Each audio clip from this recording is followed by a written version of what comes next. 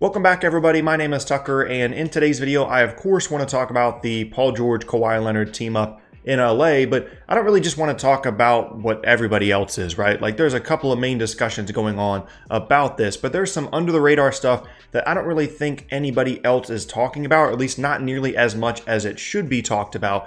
And that's what I want to go through in this video. So essentially, my understanding of the situation, because there's been a lot of different details thrown out, is that Kawhi went to the Clippers and said, I'll sign with you guys, but I'm not going to go by myself, and you need to get a second player. And he told them that he'd already talked to Paul George and essentially convinced him to request a trade from the Thunder, and if they got Paul George in LA, that he would sign with the Clippers. And the stakes were extremely high for this because obviously the Clippers were not only trading for Paul George, but essentially they were trading for Kawhi Leonard, and at the same time preventing him from joining the Lakers and potentially forming the best trio super team that we'd ever seen, debatably at least. So the stakes were really high for this. The Thunder even tried to use the Raptors as well as leverage and saying, hey, you guys can have Paul George, it'll help you keep Kawhi Leonard, and that ended up not happening and really just was used as a way to get more out of the Clippers, because weirdly in this scenario, even though the Thunder were the team that had their player basically tell them that he didn't want to be there anymore and request a trade,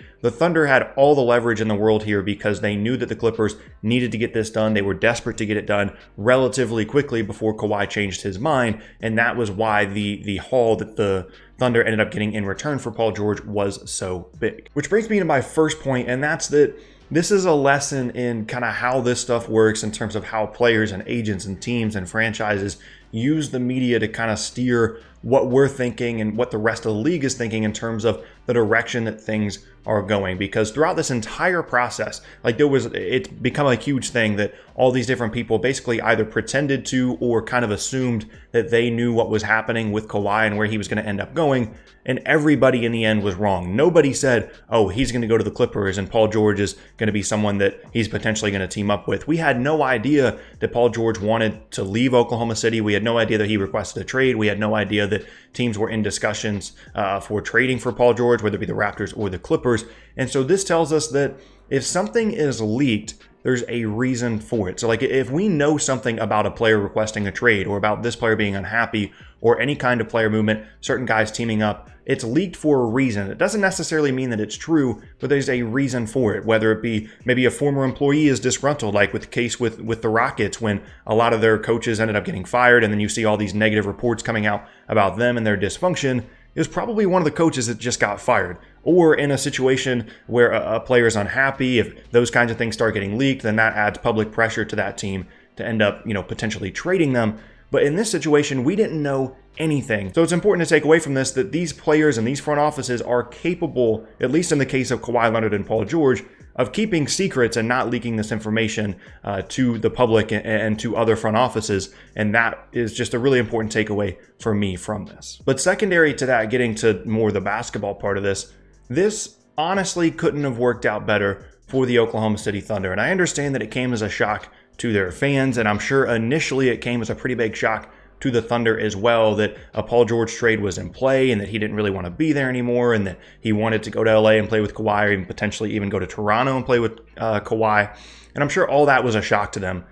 But this was something that needed to happen. Whether we were recognizing it or not, the Thunder were at best a fringe contender going into next season and probably really weren't all that serious of a contender with the roster that they were going to go into next season with. They weren't going to be a bad team, but they just weren't going to be an upper tier team in the West. And this was the kind of move that they needed to make, but they didn't really have any inclination to make it, nor did they have the circumstances necessary, certainly not to get a trade package that was this big, or really one that would justify it to their fans. Because if the trade package was different and Paul George just randomly got traded to a team for something that's more on point with his value, then I think a lot of Thunder fans would have been extremely upset. And I'm sure some of them are, but this was something that needed to happen, and it really couldn't have worked out better for them. And I wouldn't be surprised if this is not the last trade that the Thunder end up making this offseason, because, like I said, this was just as ideal of a circumstance as you could possibly have if you were the Thunder, because the Clippers are beyond motivated to bring in Paul George, because again, they're essentially trading for both players and they're keeping Kawhi away from the Lakers, which is obviously extremely significant to them. And just think about, for example, what Kawhi Leonard was traded for when he left the Spurs last offseason, or most recently what we saw with an Anthony Davis trade package. I think we can all agree that in terms of a youth standpoint, in terms of a potential standpoint, in terms of a lot of different categories of a player, Anthony Davis on paper is a more valuable trade asset than Paul George, but the Thunder got significantly more in return than the Pelicans did for Anthony Davis, even though both of them did really well, obviously. This was it was an unprecedented return for them. And again, something that they needed to do, and this forced their hand, maybe not in the way that they really wanted to, but it honestly could not have worked out better for them. They've got 5 future firsts, 2 pick swaps, a guy in Shai Gilgeous-Alexander that could potentially become an all-star, and then Danilo Gallinari, who's on an expiring contract. That's going to be somebody that teams are going to be looking to trade for at the trade deadline if that's something the Thunder are interested in doing. And he also was kind of like a borderline all-star for the Clippers last season anyway, and when healthy has been really good. And within the next couple of days or weeks or months, we could even see them dump Russell Westbrook and Steven Adams. Like I said, I wouldn't be surprised if they're not done making moves. And if they can get rid of some salary and maybe get some value in return for those 2 players, they're set up incredibly well for the future, like I said, with Gilgeous-Alexander, with all of these picks, because they've given away some of their own picks in recent years. So it's a good thing that they're getting somebody else's, because I'm not convinced that this is all that good of an idea for the Clippers long term. Now, in the short term, obviously, a lot of people will have them as their title favorite, honestly, for next season, because they have Paul George, because they have Kawhi, because they have these other players that were really successful with the Clippers last year, like Lou Williams and Montrezl Harrell, Landry Shamet, players like that. And I'm not disagreeing with that point, but I think that maybe we're overreacting to how much this is going to impact, or maybe underreacting, honestly, to how much this is going to impact the Clippers from a long-term perspective, because it was a lot of people had issues with how much the Lakers gave up in exchange for Anthony Davis, which is a different circumstance because they probably could have just gotten him in a year in free agency. But a lot of people were like, oh man, the Lakers gave up way too much in exchange for Anthony Davis. But in this circumstance, I don't really see a lot of people complaining about the future picks and everything that the Clippers ended up giving up. Again, it's essentially for both Kawhi and Paul George, but you have to think about these things in terms of a long-term aspect. Obviously, it's the Clippers, and they want to be successful right away. They want to bring success to a franchise that has never really had it, at least in terms of a long playoff run, and they are certainly one of the true championship contenders for next season. But at the same time, we're kind of forgetting how many durability issues both of these players, Kawhi and PG, have had over the last couple of seasons. I mean, Kawhi is 1 full season removed from playing 9 games in San Antonio, and you can kind of go with that how you want to, because maybe he just was healthy and just didn't want to play for them anymore. And so we don't really know what happened there, but it's clear that he kind of needs to be helped through the season in order to make it all the way through the end of the playoffs. And you kind of need to manage him throughout the year, maybe play 65 games to get him through the end of the playoffs. So that's not ideal. And then Paul George just reconstructed both of his shoulders this offseason, just had surgery on both of them, and is a couple of years removed from an incredibly serious leg injury. And both of these guys are also approaching 30 years old. Not to mention that even if they were fully healthy and everything goes extremely well for them throughout the life of their contracts,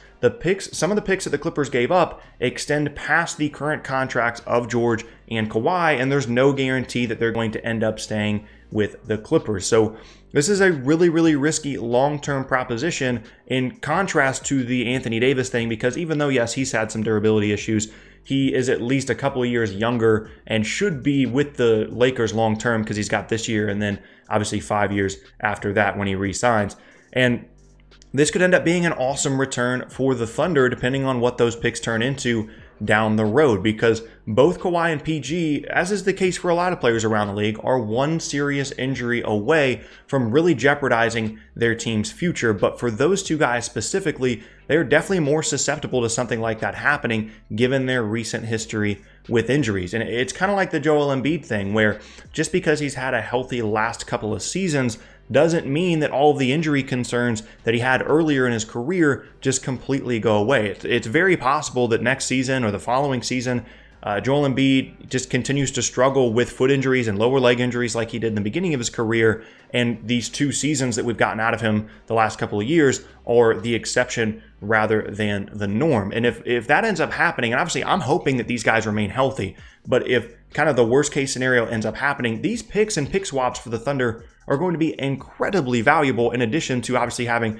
SGA for the next couple of years as well. And nobody really is talking about that for some reason. So in the end, I don't want to make it seem like I'm crazy on one side or another. I kind of want to bring up some points that really nobody else is talking about. Like, there's just so much excitement with this Clippers team, and everybody's just kind of so shocked that Paul George ended up getting traded from the Thunder seemingly out of nowhere. And I get that, but there's just a lot of other stuff to talk about that it just doesn't really seem like is being discussed in terms of a negative aspect for the Clippers and an extremely positive one for the Thunder and their future. And I know that their fans might be upset, but this could turn out to be a huge turning point for them as we look back over the next 5 or 6 years and say, this is really where things started to turn around for them, going from a team that really didn't have much of a chance of winning a championship to one that potentially could be very, very good in the next 4 or 5 or 6 years. But that is going to be the end of today's video. I thank you all very much for watching. Once again, my name is Tucker. If you missed any of my previous videos, then be sure to check out the boxes on screen.